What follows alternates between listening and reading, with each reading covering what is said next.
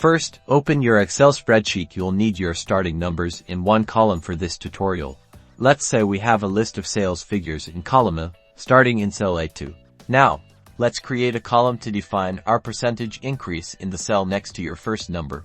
Column B2, type a header like increase percentage. In this increase percentage column, you'll enter the percentage you want to apply. It's best to enter this as a decimal. For example, to increase by 10%, you would type 010 into cell B2.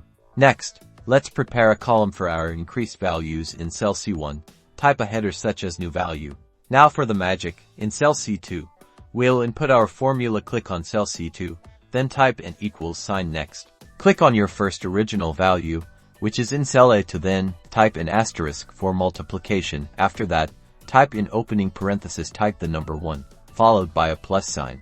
And then click on the cell containing your percentage increase, which is B2. Finally, type a closing parenthesis and press enter.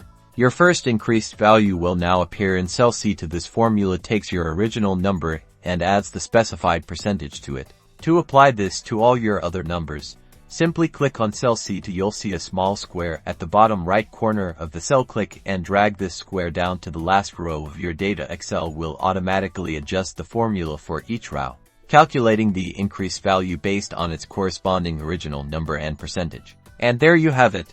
Your entire dataset now shows the increased values, calculated efficiently by Excel. This technique is invaluable for forecasting, budgeting, and any financial analysis where you need to project growth. Mastering this simple Excel function can save you time and provide powerful insights. Don't forget to like this video and subscribe for more expert Excel tips.